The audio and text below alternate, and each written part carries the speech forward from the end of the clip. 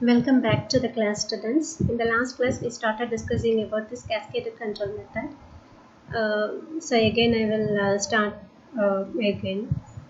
So here you need two motors of same pattern, motor A and B. These two motors are coupled mechanically, and these two motors in turn are going to be the slip ring induction motor or wound rotor induction motor. Four speeds you can obtain by using this method. Four discrete speed, not continuous speed. Four discrete speed based upon the number of poles in this motor A and B. The first speed is based upon this NSA 120F by PE. PE is the number of poles in motor A, and another discrete speed you can get is NSB 120F by PB. You know the equation for speed of the induction motor N is 1 minus S into ns. So if ns is varied, so you can vary the speed of the motor. So two number of speeds, and third and fourth will be based upon this particular equation nsc. So the c represents it is a cascaded control, wherein the equation is going to be 120 f by pa plus pb. Another equation is 120 f by pa minus pb also.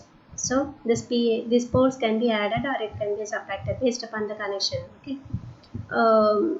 So that now this is the set. How the set can be operated, we are going to discuss now. Already you know, if this motor A is supplied separately from the stator supply, the motor will be operated at one particular speed, depends upon the P number of poles. And if you disconnect this supply to the motor A, and if this motor B is supplied with the same frequency, the speed of the set is going to be depends upon the number of poles in the motor B. So these two are the two speeds you can obtain by supplying these two motors from the stator. Okay, and the third set is going to be third set of speed is going to be through this cascaded connection. Wherein this motor, we are going to assume this motor A is going to be supplied from stator. The speed is going to be controlled through the cascaded connection. So through this cascaded control, we will be getting two number of speeds. So that will be PA plus PB in the denominator or PA minus PB in the denominator. So this equation is what we are going to prove now. Okay, so this is the actual speed of the motor, you know, and this is NSA is the synchronous speed of motor A. Motor A is going to be supplied with the frequency of F. Okay. So what will be the rotor frequency of motor A? It is F dash. What is F dash? Rotor induced EMF of motor A. So it is F dash is S into F. S is the slip. So now slip is synchronous speed of this motor A NSA minus actual speed of the motor by NSA. So these equations are very fundamental and we are very thorough with that. So this F dash is the frequency of EMF induced in the rotor circuit of motor A. So now this rotor induced EMF is going to be the supply voltage of motor B. So now this rotor frequency is going to be the stator frequency of the motor B. Okay. So now what will be the synchronous speed of the motor B? Motor B synchronous speed, you are going to consider it as N dash. So it is 120 F dash by PB, because this F dash is the stator frequency of this motor B. So it is F dash, and the number of poles in the motor B is PB. So it is 120 F dash by PB. So you are going to substitute for F dash from this equation. So it is NSA minus N by NSA. So this 120 by PB is there in this equation. For F dash alone, you are substituting from this previous equation. Okay. So now this is the speed of the synchronous speed of the motor B. Okay. So now the rotor, in the rotor of motor B, the rotor frequency will be F double dash. So F double dash is the rotor induced frequency of rotor induced EMF of the motor B. So it is F double dash. So what is usually rotor frequency is S into F. So here S is the slip of the motor B. What is the slip?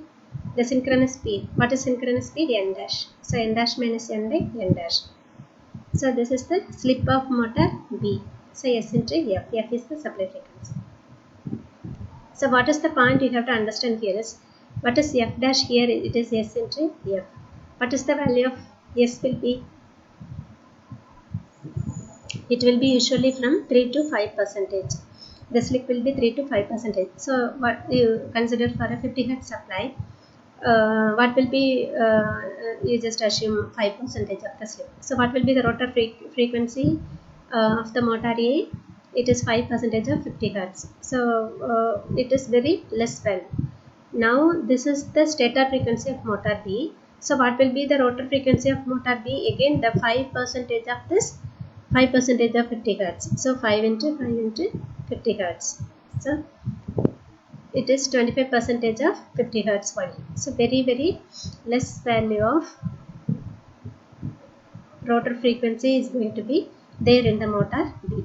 So the rotor frequency, rotor induced EMF, the frequency of rotor induced EMF of the motor B is going to be very lesser, or this frequency is very lesser, so that you can simply assume it is going to be very lesser. And at no load condition, this synchronous speed is going to be the motor speed, that is set speed, so that you can simply assume that this f double dash is being very less value. You can assume at the first approximation as 0.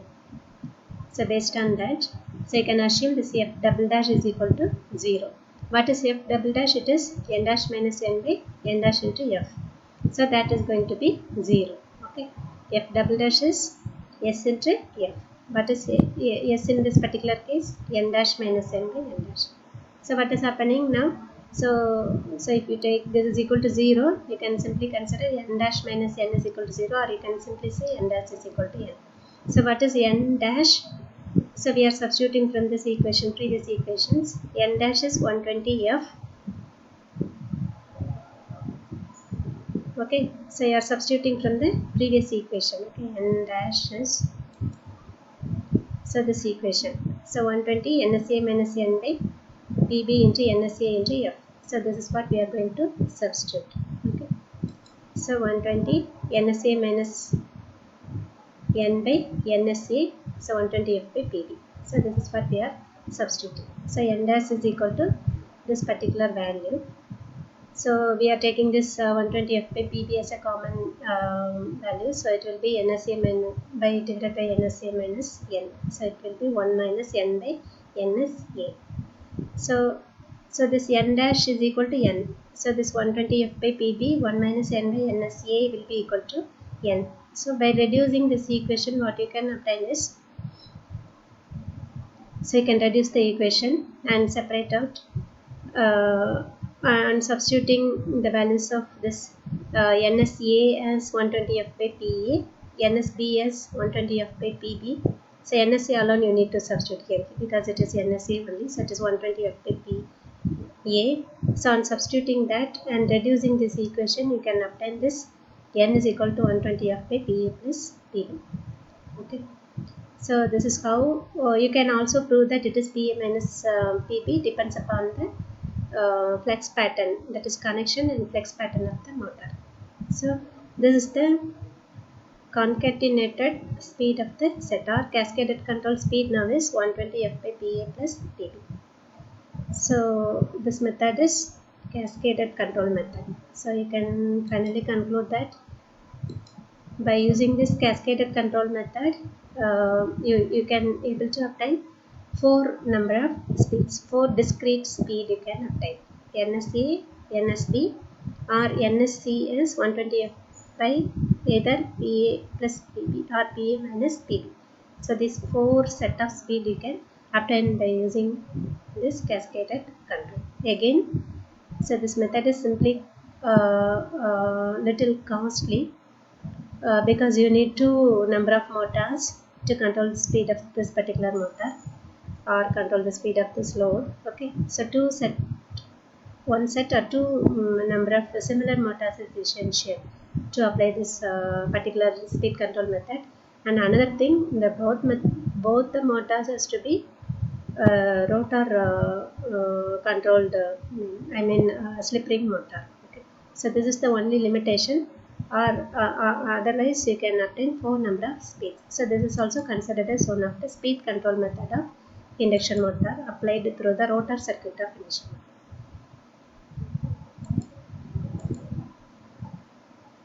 So based on this method, there is a problem also, so that you can set speed can be two motors of 6 number of poles and 4 number of poles. So set speed can be 120 PA plus PB, so it is 600 RPM. So this is F double dash by F in one way. Okay, so that this value is given. 6 pole motor is observed to be 6 pole motor is the second motor. It is 1 hertz. So if double dash is given as 1 hertz, the first motor speed is 50 hertz. I already told that F double dash will be very lesser because of it is depends upon the value of the slip. It's going to be very lesser, 5% of 50 hertz and again 5% of 50 hertz. So that now it will be very much reduced, and so this F dash is 1 hertz.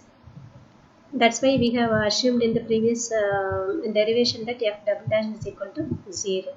Okay, so it is 1 and 50 hertz. So it is this is 2% only. Actual n is the actual speed of the concatenated set. So that is S is n dash minus n by n dash. Okay, so you are getting n dash is known, n dash, or it is the set speed. Okay, so it is known to us 600 RPM, and substituting that you are getting the actual speed of the motor is 588 RPM.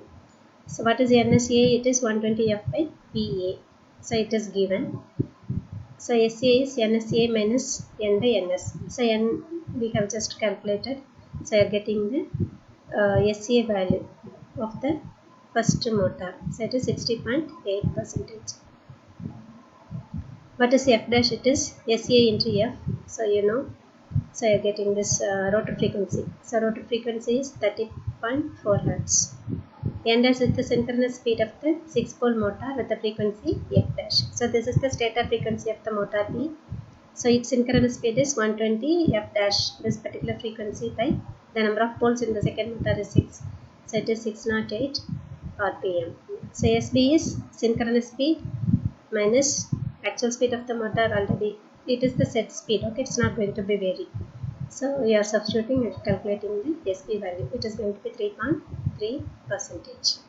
So this value is now getting reduced. So this is how you can use the previous equations to solve the problem also. So in this class we have discussed the cascaded control method applicable to slip ring induction motor drives.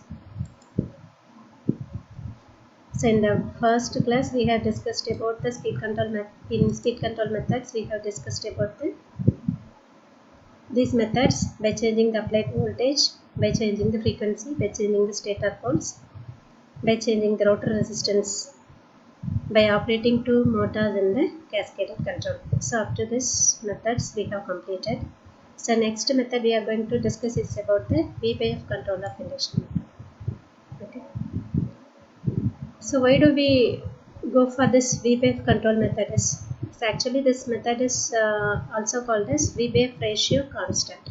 That means we are going to keep this V/F ratio at a constant value, or you can say that it is a V/F control method, or it is a variable frequency control method. Though it is named as variable frequency control method, both voltage as well as the frequency is going to be varied, as well as it is going to be kept at a constant ratio.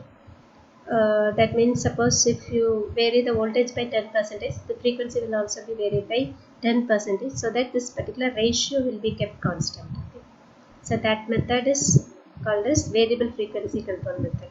So this method is applied in all advanced control methods of induction motor, that is ASDs, advanced speed control methods, variable speed method, VFDs, variable frequency drives, variable speed drives, like that. So in all advanced control technique, both this voltage and frequency is going to be varied, and in turn it is going to be kept at a constant value. So this method is what we are going to discuss in the next class. Thanks for listening, students. For any doubt, you can text in the discussion forum of this Moodle website. Thank you.